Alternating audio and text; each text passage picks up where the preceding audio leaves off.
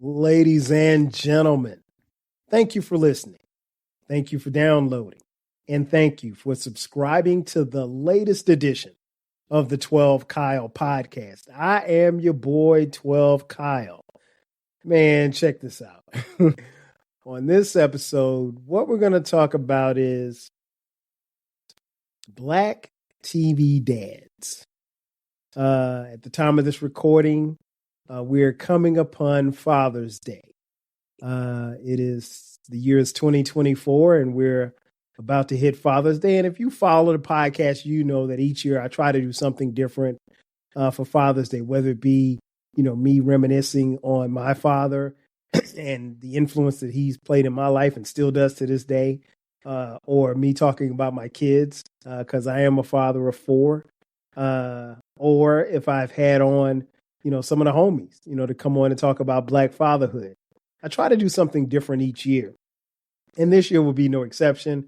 On this particular episode, we're going to talk about Black TV dads. More importantly, I'm going to rank for you my top 10 Black TV dads. It goes without saying that I watched a lot of TV growing up. Still watch TV to this day, but not as much. But the sitcoms that I grew up watching, a lot of them had Black fathers. And it was never lost upon me that the father figure image that we saw on TV was used in a myriad of ways to portray Black life. And for some, it was unrealistic because the reality was that there was Black fathers on TV, but in some of the Black households that watched these Black fathers on TV, there was no father in the house. But that doesn't mean that there wasn't a father figure, because there's a difference. Some have fathers, and then others have fathers and father figures, and some will just have father figures. But we all have a Black father, a Black father figure in our lifetime to help, kind of help us, mold us, and guide us along the way. Nonetheless, a lot of times we get our inspiration from what we see on TV. Case in point, shout out to the homie, my brother from the West Coast, my man Baylor. You know him, you love him. He's been on this podcast. He has his own 2 podcasts, Open Run with BTG and BTG for President. And Baylor has said that he got a lot of his ideas as a father from the fathers that he saw on TV. And I thought that was key because, he had a father. His father unfortunately passed away, but what he saw on TV was something that he modeled himself as a father. And I think I think I'm not overstepping my boundaries by saying that Baylor is a great father.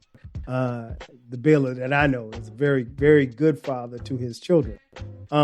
Nonetheless, that statement by Baylor, got me to thinking about, what I was going to do for this particular episode. And here it is, Black TV dads, more specifically, my top 10 Black TV dads. And I put them in order. So I'm going to tell you who they are when they were on TV, and just give you my little brief synopsis of why I think they were good and the impact that they had. Starting off at number 10, George Jefferson. The show was called The Jeffersons. The father, the Black dad, was played by Sherman Hemsley.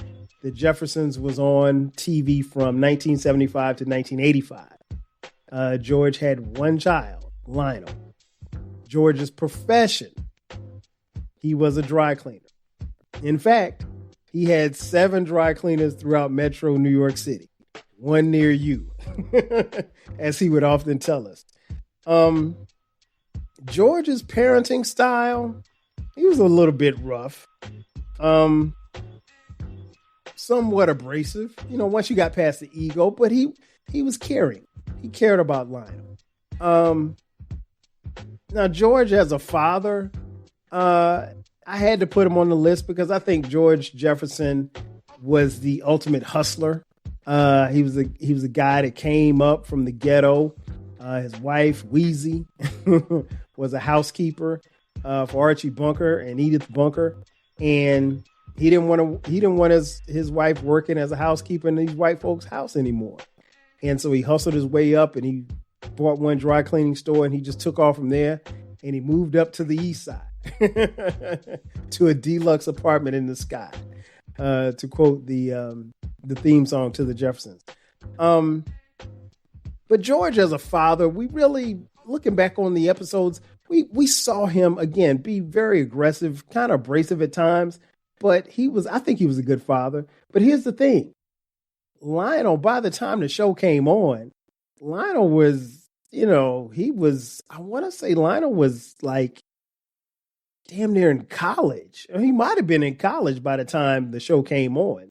So we didn't get a chance to see Lionel kind of grow up or anything like that. So that's why I couldn't put George as high, but I spent a lot of time watching the Jeffersons, and I thought it was a great show. I really enjoyed it. I didn't realize it was on from 75 to 85 because it really seemed like it was on a lot longer than that. But yeah, man. I mean, in my opinion, I don't think you can make a list, be it how long you want the list to be, without putting George Jefferson on that list of Black TV dads. Number 9, Bernie McCullough.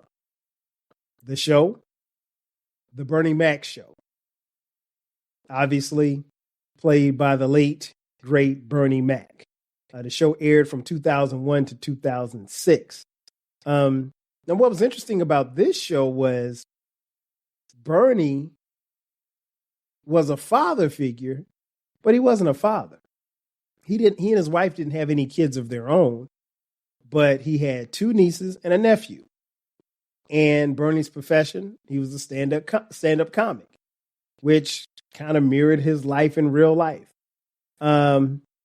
His parenting style was, he gave tough love, but he made it funny. Like, that show was a funny show. And you get to see Bernie Mac in his element as he talks to the camera face to face, and the dialogue is to the camera, to the viewer.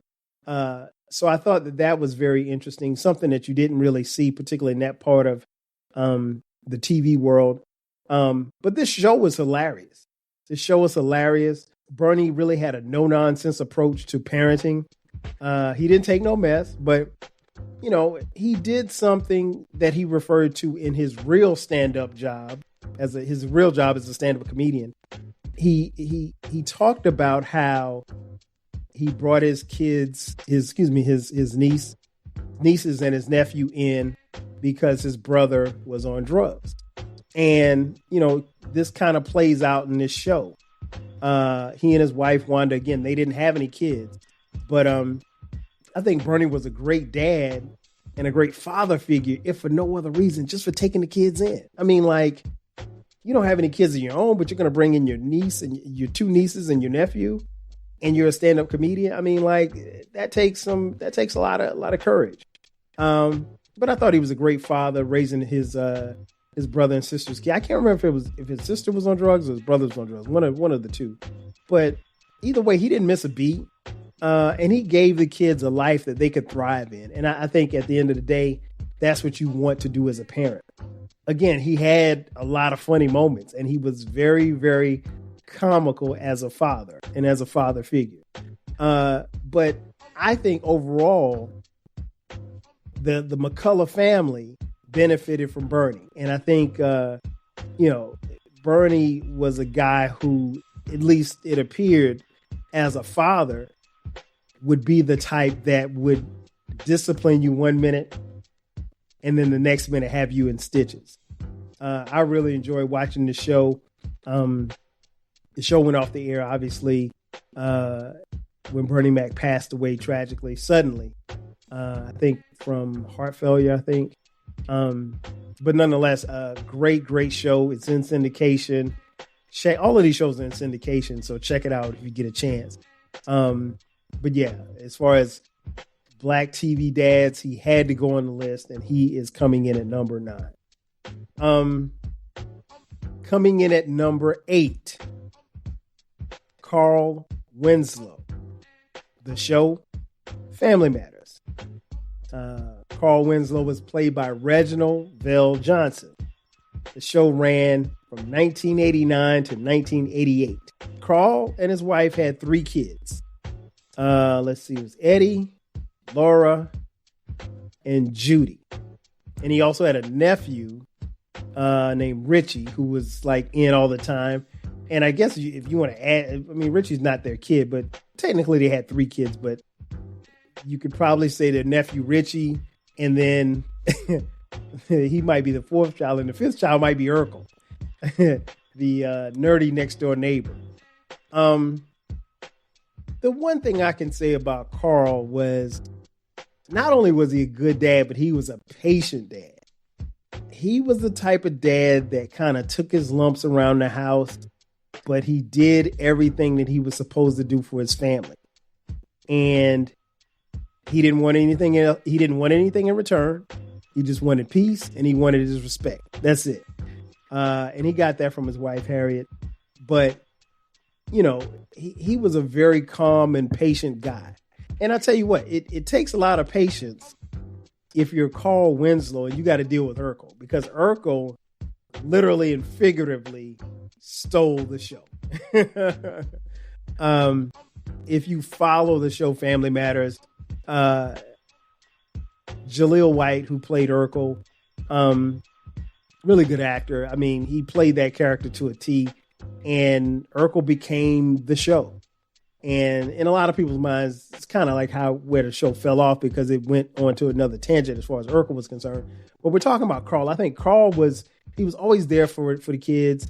He was always there, particularly for Eddie, his son, and Laura, his daughter, and daughter Judy as well. But more so Eddie and Laura, because they were the older kids. Eddie, learned life lessons from Carl. And I think what was interesting was, as you saw Eddie get older and more mature, as he grew into manhood, he challenged Carl along the way.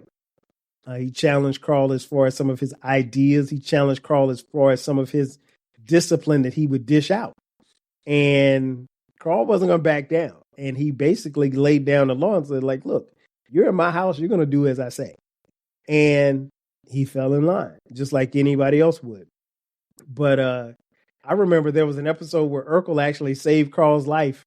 And he said, Urkel said that Carl was the best guy that he knew. And that was true. I mean, Carl was just a really, really great guy. Urkel had his own father, but I don't even think we've ever saw Urkel's parents. I mean, Urkel spent all of his time at the Winslow's house, and that was partly because of not just his love for Laura, but, he really enjoyed being around the father figure that Carl was. So got to give it up to Carl Winslow. As a TV dad, I think he was somebody that you could really, really enjoy if you watched that show. Aside from Urkel's antics that to me got to be annoying after a while, and when he became Stefan Urkel, the show became something else. Beside that, I think Carl Winslow was a very good dad and definitely worthy of being on this list. So I have him at number 8. Number 7, Julius Rock. The show, Everybody Hates Chris. Julius Rock was played by none other than Terry Crews. The show ran from 2005 to 2009. Julius had 3 kids, Chris, Drew, and Tanya. Julius's profession, let's see, he did a lot of things. He was the newspaper delivery man. He was the security guard. He was a cab driver. He was a packager. There might have been like some other jobs that he did that I missed, but Julius famously, as his wife Rochelle would say, he had 2 jobs. He always kept a job, and Julius was funny. I think one of the more entertaining things about Julius was how much of a penny pincher he was. Julius was cheap. I mean, cheap. He would always spend, he would always take coupons. He never wanted to spend money on anything He never wanted to buy name brand stuff. He always bought, like, even when he went grocery shopping, he would buy the basic brand food. He wouldn't buy name brand food. Like, he wouldn't buy Frosted Flakes. He'd buy Flakes. So I'll be honest. Everybody Hates Chris. The TV show is a hit in my house. And what was interesting was, I'm not sure why or where I was, but when the show was out, I didn't watch it. I don't ever remember watching any episodes, but somehow when it landed in syndication, I think one of my sons, I think it was probably Dion, our oldest son, started watching it, and then it became a family thing. And like, that's like one of our go-to shows. If an episode of Everybody Hates Chris is on, we'll sit there and watch it as a family. And we've seen every episode multiple times. It's just one of those shows where we lock in. I really can't tell you why or how my kids in particular have taken to that show, but they have. And they always get a kick out of Julius. One of my favorite scenes in the series was, I can't remember what happened, but Chris, who obviously Chris Rock, asked Julius for an allowance. And Julius says something like, an allowance? I'll allow you to turn on my lights. I'll allow you to eat my food. I'll allow you to sleep in that bed. I'll allow you to spend, 36.6% of electricity in this house. I allow you to go to school. And he just kept talking about the things that he allows him to do. And he went on and on and on for like 5 minutes, to the point where Chris was falling asleep. Hilarious. I love this show. I'm a big fan of the show. Again, I still watch it anytime an episode comes on. Julius Rock is definitely a great dad. You don't want to be like Julius as far as spending money. Now, I'm not really big on spending money because I ain't got no money, but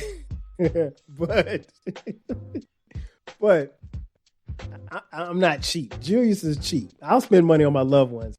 I probably won't spend that much money on me, but Julius didn't want to spend money on anybody. He loved his family, but if he could find a way to take them to the dollar movie and spend and take, and spend less than $5, he'd be happy. Nonetheless, I had to put Julius on this list. Julius comes in at number 7. Number 6, Michael Kyle. The show, My Wife and Kids. Michael Kyle is played by Damon Wayans. The show ran from 2001 to 2005. Michael Kyle had 3 kids, Claire, Junior, and Katie. His profession, he owned his own trucking service.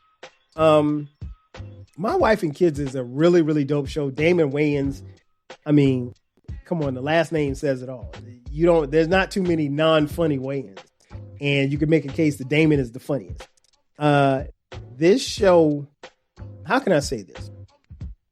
This show and the dynamics between Michael and his wife, Jay, and Michael and the kids, and how Michael and Jay interact with the kids is there are a lot of similarities between how they interact with their kids and how they interact with each other and how we do in my house. My wife, Sharice, and our 4 kids. I'm not saying we're the Kyles, by the way, which is their last name. But there's some similarities. And this is a show that is a very good show. Michael's parenting style, he is all about letting the kids learn things on their own. And he'll tell you something and he'll expect you to do it. And if you don't do it his way, he'll let you fall on your face. And a lot of parents won't do that. He particularly had a lot of back and forth with his son, Junior. Junior's the only boy. He's named after his dad. And, he tried to teach Junior life lessons. And Junior, being hard-headed, kind of bucked a little bit from time to time, just like any boy would. But Junior learned. He had a very soft spot for both of his daughters, Claire and Katie. Katie being the youngest, she was the baby. She got away with stuff. Claire was the oldest and the daughter, and so he had a special, soft spot in his heart for her. But he would not back down from a challenge. He would challenge and push his kids. He was always trying to push them to succeed, but he was okay with letting them fail because he knew that would push them to success. But he was a tough dad, but a stern dad, but a fun dad at the same time. And he was all about the lessons. And so for that reason alone, and like I said, there's some similarities there. I had to put Michael Kyle on the list, and he goes in at number 6. Number 5, Andre Johnson. The show Blackish. Andre Johnson was played by Anthony Anderson. Blackish ran from 2014 to 2022. Blackish, they had 5 kids. Zoe, Junior, Jack, Diane, and Devontae. Andre's profession, he was a advertising marketing exec. His parenting style, he was very obnoxious. He was paranoid. He was meddling, but he was so loving. I think one of the things about Dre, because they call him Dre, not Andre. The thing about Dre's character is that it mirrored, I think, a lot of what we kind of inspired to be, Black, successful, but still having a sense of self.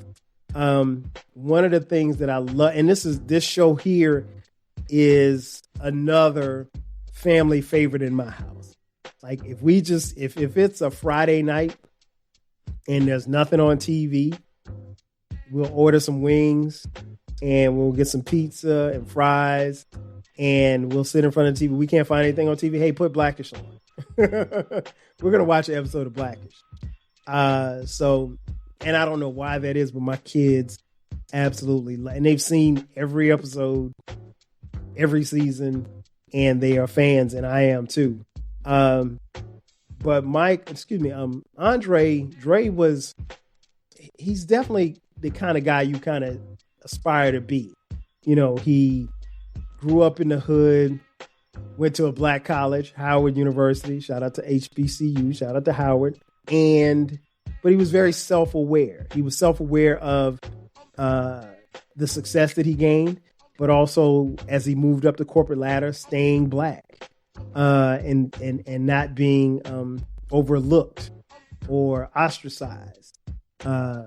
He really tried to maintain the balance between being successful and staying in touch with who he was as far as a Black man is concerned, and staying in touch with his people, but not necessarily trying to assimilate into another part of society, and also being, I guess, corny, not trying to be, always trying to be himself. And I think that's the thing that, we all want to be. We all want to make sure that we don't lose ourselves as we move up the corporate ladder. I guess in a nutshell, that's what I'm saying. But he drove everybody crazy.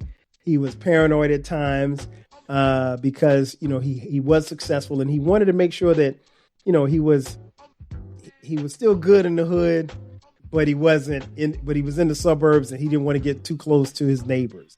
But he was the kind of guy that would rock some new Jordans and Gucci, but trying to make sure that he wasn't sending the wrong message when he got around his Black folks. It was an incredible show. They dealt with all kinds of themes, and Dre was right in the center, in the middle of it. And I love the fact that somewhere in the middle of the run that they had, they showed Dre and his wife, Bo, who was a doctor, showed them have marital issues. And I thought that was super duper dope because, you don't see that in sitcoms. You barely see couples have arguments. Sometimes you do, but even in some of the shows that I mentioned earlier, yeah, couples would have arguments, but not, I mean, like Dre and Bo got to the point where they were almost on the verge of getting a divorce. And that's real. I mean, like that can really happen in a black family. So again, I'm a huge fan of this show. I love the show. I want to have as many sneakers as Dre. I'm trying. Nonetheless, Dre Johnson definitely makes my list, and he goes in at the number 5 slot. Now, I'm going to venture and say these next 4 will probably be on if you make a top 10 list, these next 4 are going to be on just about everybody's list. It just really depends on where you put them. So with that being said, coming in at the number 4 slot, Fred G. Sanford. The G is for GOAT.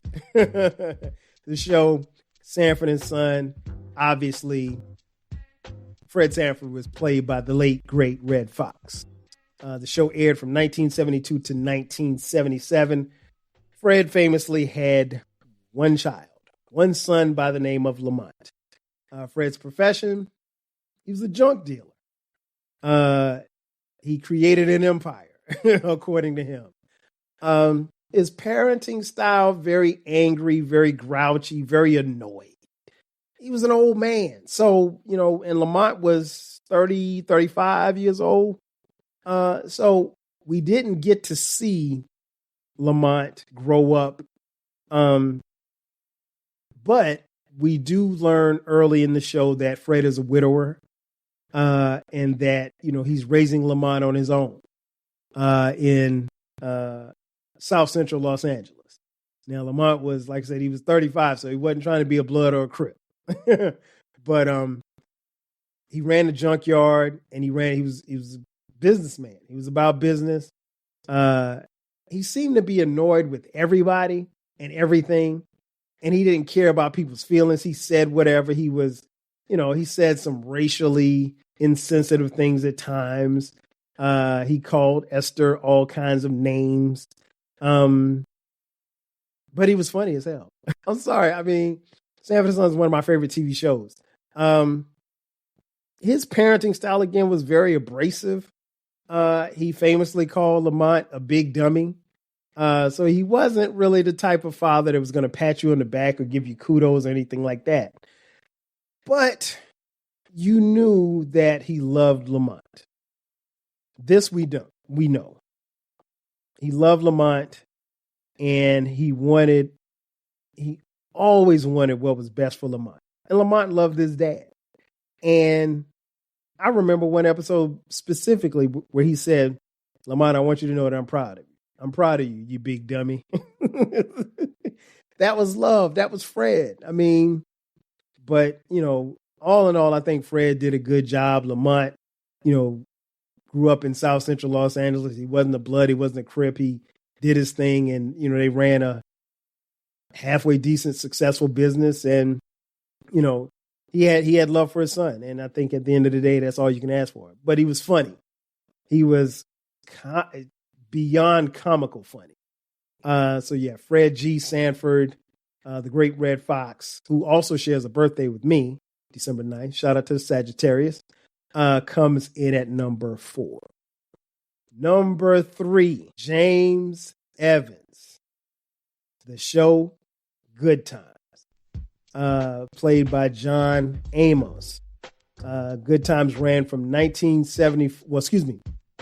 John Amos's stint on Good Times ran from 1974 to 1977. James had 3 kids. James Jr., a.k.a. JJ, Mr. Dynamite, Thelma, and Michael. James's profession, James was Mr. Do-It-All. He did everything. He was a handyman. He worked security. He worked at a grocery store. He worked at a loading dock. He worked at the car wash. James worked wherever he needed to work. And at the end of the day, I don't think you can be mad at that. His parenting style, he loved his kids. He loved his family. but he never told her. I don't think he ever said I love you on that show. But everybody knew that he loved her. From Florida, who always got in the way of them trying to get out of the ghetto, to Walona, the nosy next door neighbor, to the jolly handyman, repairman for the building, Nathan Bookman, aka Booger. James loved everybody. He just had different ways of showing his love. But I think it goes without saying that James Evans is on the Mount Rushmore of TV dads. He was a working man's working man. He kept food on the table. He didn't take no disrespect. And he was the rocket of the family. He had a lot that he could have complained about, but he never complained. And what was interesting was, I mentioned a little earlier that his run on the show was only 3 years. And that is because James was famously or infamously killed off of the show. And legend has it is that the producers wanted to show more of JJ. They wanted more dynamite. They wanted more, quote unquote, shucking and jiving. And John Amos really wasn't having it. He wanted to be more of a role as far as a father figure in the Evans household. And he didn't want the Evans household to be about comedy and games, which is what JJ was all about. And so they famously killed him off of the show, which gave us one of the greatest TV quotables ever. Damn, damn, damn, damn. I can't do it, but you know what I'm talking about. Florida Evans at James's funeral, having a breakdown after she didn't cry the whole time at the funeral. And it's unfortunate that they took him off the show because I thought he was great. But again, I think James Evans is on the Mount Rushmore. I don't care where you put him. I think he's a top 4 dad. I got him at number 2, Dr. Heath. Getting tongue-tied here. Number 2, Dr. Heathcliff Huxtable, The Cosby Show, played by Bill Cosby. The show aired from 1984 to 1992. Bill Cosby famously had 5 kids: Sandra, Denise, Theo, Vanessa, and Rudy. His profession, he was an OBGYN. His parenting style was fun. He was very accessible. He was very uplifting. Now, before I start talking about Cliff Huxtable, let's talk about the elephant in the room, Bill Cosby. As many of you know, maybe you don't know, I'm not a fan of Bill Cosby. Personally, I think that Bill Cosby is a despicable person. I think that Bill Cosby did all of the crimes that he was accused of doing, and I think he should be in jail. I am not a fan of his as a man as to what he did to those women and what he put them through. And I don't believe for a second that they're lying. Not all of them. And I think that he should be in jail. That being said, I'm able to separate Bill Cosby from Cliff Huxtable. I can't say that I always did, but I do now. And I have for a while. And I still watch The Cosby Show. And I'm okay with watching The Cosby Show and separating Cliff Huxtable from Bill Cosby. Because I think Bill Cosby, I wouldn't have the time of day for Bill Cosby. If Bill Cosby walked into this room right now, I'd have a few choice words for Bill Cosby. However, Cliff Huxtable, I could hang with Cliff because Cliff was the coolest. He was the dad that we all aspired to be. We all wanted to be like Cliff Huxtable. We all wanted to marry a beautiful wife and have beautiful kids and live in a beautiful Brooklyn brownstone just like he did. Bill Cosby, I ain't kicking it with Bill Cosby. I'm not saying nothing to Bill Cosby, but I'm able to separate the character from the man. Now, I'll be honest, a lot of people can't. And if you don't have Bill Cosby, or particularly Heathcliff Huxtable, on your top TV's dad list for that very reason, I understand. You get no argument from me. Personally, Cliff Huxtable makes my list. He's at number 2. And the reason why I have him at number 2, because He truly was America's dad. He did it all. He was funny. He was fun loving, not judgmental. He would let his kids kind of figure things out, but he'd be right there along the way to kind of guide them. And I would be lying if I told you that I didn't take some of Cliff Huxtable's ways to impart into myself as a father. Because here's the thing about fatherhood, particularly for Black dads. There's no handbook that comes with it, right? I mean, for fatherhood in general, but more specifically, because we're talking about Black dads here, there's no handbook that comes with kids. It's like you're literally learning on the job every single day as you go along. And you're going to make some mistakes. And the thing I loved about Cliff was that he, even when he made mistakes, he was man enough to own up to his mistakes, but he also let the kids be themselves. He didn't rush them to grow up. Now, granted, he and his wife were able to provide a beautiful, extravagant lifestyle for their kids. But at the same time, he gave them lessons. He gave them gems. He gave them the wisdom. He gave them his time. Because here's the thing. Cliff spent a lot of time delivering babies. He spent a lot of time with his patients, and he worked from home. He was like the first work from home dad that we saw on TV. And we didn't even know he worked from home. But he worked from home. He had his office in his basement. And so, he did all of that, and he provided financially for his kids. But he also let them be who they were. I mean, think about it like this. Sandra goes off, she goes to Princeton. Denise goes to Hillman. Denise, after 2 years, goes to Hillman and pretty much flunks out. And so even in doing that, he has to understand, like, I didn't do something right. Or at least that's the way he kind of took it. Like, I didn't do something right. And it's not necessarily that he did something wrong, but it's just like you can provide and provide and provide everything that you want for your kids, but your kids are going to take the path that they want to take. And that's a life lesson right there. That's a very key life lesson. And I think anybody that watched that show could get that from that. And then what's interesting was, I mentioned Sandra, she went to Princeton. She graduates from Princeton and she wants to open up a wilderness store. I mean, he paid for her to go to Princeton. You don't pay $100,000 for your kid to go to Princeton and then they decide that they're not going to go to medical school, that they're going to open up a wilderness store. Who does that? So, I think Cliff did a really good job of keeping himself and his kids grounded. And again, he allowed them to be who they were. He allowed them to grow. He allowed them to make mistakes. And I think, again, just personally, that's something that I took from Cliff, and I try to do that as a father myself. Are my kids going to always do what I want them to do? No. But if I can guide them just a little bit, hopefully they stay on the path that we got them on. They might not. And that's okay. But again, I'm able to separate Cliff from Bill. Some people can't.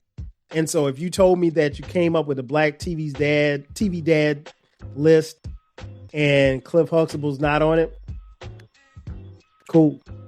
I get it. I got him at number 2. Number 1, coming in at number 1, if you've been following, you probably know by now, the number 1 Black TV dad, in my opinion, the Honorable Philip Banks, a.k.a. Uncle Phil. The show, The Fresh Prince of Bel-Air. Uncle Phil was played by the late, great James Avery. The Fresh Prince of Bel-Air ran from 1990 to 1996. The Banks, more specifically, Uncle Phil had 4 kids. Hillary, Carlton, Ashley, and Nikki. And I guess you could probably say 5 because Will was his kid. His parenting style, no nonsense. But he had a lot of humanity in it. And I mentioned his profession. He was a judge, a Supreme Court judge, I think. Uncle Phil was the greatest. Uncle Phil was the greatest. I don't think you can have any TV discussion. You can't have a black TV dad discussion without Uncle Phil. I don't think you can have if you're talking about TV dads in general, black, white, whatever, you got to include Uncle Phil. Uncle Phil was the guy. Like, as I mentioned about Cliff Huxtable, there were certain elements of Uncle Phil's game that I borrowed. And Baylor mentioned the same thing on his podcast. There are parts of Uncle Phil's game that he borrowed as well. And that's what you do as a father. Fresh Prince of Bel-Air, much like the Cosby Show, still gets a lot of play in my house on the TV screens. I've seen every episode a gazillion times, and it never fails. If there's an episode on, I'm going to sit and watch it. And a lot of it has to do with Uncle Phil. Uncle Phil did something that a lot of people wouldn't do. He took in his nephew, and his nephew was in Philly getting into trouble, and he brought him out to Bel-Air to get him give him exposure to a different type of life. And it turned out to be the best thing for him. He didn't see it at the time, and Will fought Uncle Phil all along the way. He didn't want to conform. He didn't want to do certain things Uncle Phil's way, and he made fun of Uncle Phil's weight. But Uncle Phil was the greatest. And the thing that I loved about this show, of the many things that I love about this show, was Uncle Phil, probably from day one, treated Will like he would his own child. And he had a different way of doing it. But as the seasons went on, particularly by the time they got to the final season, when we knew that it was over, he said it as much. Of course, one of my favorite scenes is the scene with when Will's dad, his biological father, comes back to see Will, and Uncle Phil almost took his dad's head off because he didn't want him to interrupt not just what they were establishing, but he knew what kind of guy he was. He was the kind of guy that's going to pop in and pop out and just hurt his son's feelings. And Uncle Phil was very protective. He was like, a big grizzly bear. He was going to make sure that nobody was going to touch his family. And I mean, you can't be mad at that. Uncle Phil, again, I think was the greatest. Unfortunately, we lost James Avery way too soon. A phenomenal actor, not just on this show, but across the board. But yeah, I couldn't think of anybody else to put at number one. I think you could make a case for James Evans. You can make a case for Cliff Huxtable. Maybe you could make a case for Fred G. Sanford. But for my money, I'm putting Uncle Phil at number one. So for those of you scoring at home, let's take it back. At number 10, again, this is my list. I'll give you an opportunity to tell me about yours. Number 10, George Jefferson. Number 9, Bernie McCullough. George Jefferson from the Jefferson Show. Bernie McCullough from the Bernie Mac Show. Number 8, Carl Winslow from Family Matters. Number 7, Julius Rock from Everybody Hates Chris. Number 6, Michael Kyle from My Wife and Kids. Number 5, Andre Johnson from Blackish. Number 4, Fred G. Sanford from Sanford and Son. Number 3, James Evans from Good Times. Number 2, Heathcliff Huxtable from The Cosby Show. And number 1, the Honorable Philip Banks, a.k.a. Uncle Phil, from The Fresh Prince of Bel-Air. So there you have it. Thank you for checking out this edition of the 12 Kyle podcast. Be sure to subscribe to the podcast if you haven't already. Let me tell you where you can subscribe. You can subscribe on YouTube. We have our YouTube channel. Go to YouTube, 12 Kyle podcast, hit the subscribe button and turn the notifications on so you can get notifications when we drop episodes. The great thing about YouTube is that we have not only audio, but video of every episode. You can also subscribe to me and follow me on social media. it's 12 Kyle and 12 Kyle Podcast. That's on Twitter X, Facebook, Instagram, Threads, and TikTok. You can also subscribe and wait. Did I say I didn't tell you how you could contribute financially. Let me not forget that. If you feel so inclined, hit us up on Cash App, $TWELVEKYLE. Also, if you look in the description box, you will see a link. Right above it, it says merch. You can get merchandise from the 12 Kyle Podcast, 12 Kyle Podcast mugs, 12 Kyle Podcast t-shirts, 12 Kyle Podcast hoodies as well. Support. We would definitely appreciate your support. Ladies and gentlemen, that's going to do it for me. Thank you again for checking out this edition of the 12 Kyle Podcast. I am your boy, 12 Kyle. I'll catch you guys next time. 5,000.